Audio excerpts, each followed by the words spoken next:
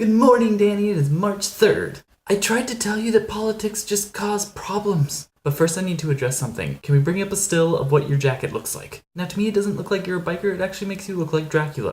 I've come to suck your blood.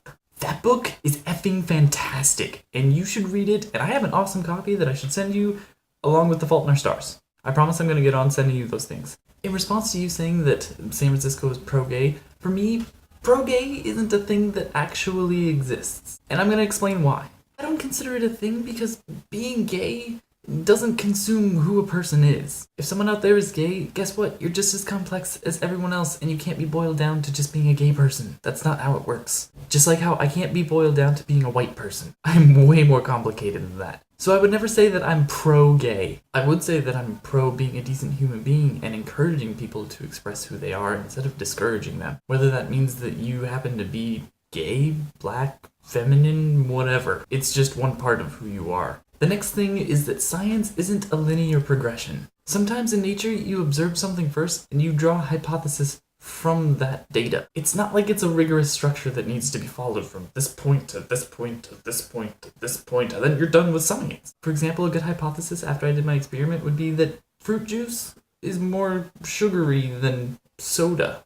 However, that may not actually be the case because I'd have to test every kind of fruit juice and every kind of soda that's out there. And what makes that a really good hypothesis is that it can be proven false. And that's all you need for a good hypothesis. This is why soda leading to obesity is a really, really bad hypothesis because you can't prove that false at all. You can't prove that soda causes obesity. You can show that it has a correlation with it, but that doesn't mean that it causes it. There are other things involved. Now, Internet and Danny, we are going to learn finally what high fructose corn syrup is and how other sugars interact with the body.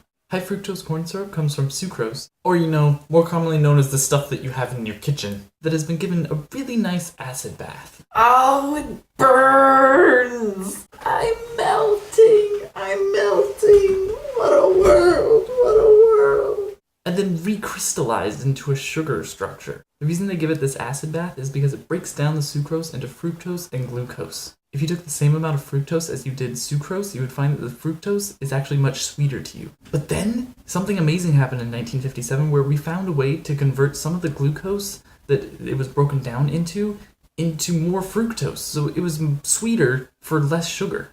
And this is why manufacturers really like high fructose corn syrup, is because you can actually make something much sweeter while using less sugar, so it's more cost effective to them. And this is why the grapefruit juice actually has more sugar in it than the soda that I used. But it's bad for your body. In terms of health imposter Danny, all the sugars get broken down in the same way in your body. And it also means that all the sugars all have a correlated link with obesity and diabetes. In fact, if you use something called agave nectar, because it's natural, you would actually be more likely to get diabetes from agave nectar than you would high fructose corn syrup because there's more fructose in agave nectar. So what conclusion can you draw from all of this?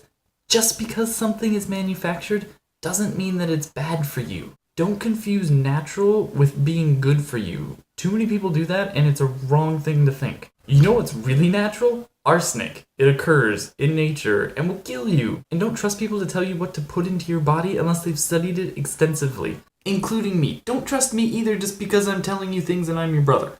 I encourage everyone to read the article and learn more about this stuff. And for this, I've linked to the article that I read in order to get all this information. The more informed you are, the better person you become. Danny, read that article and I will see you tomorrow.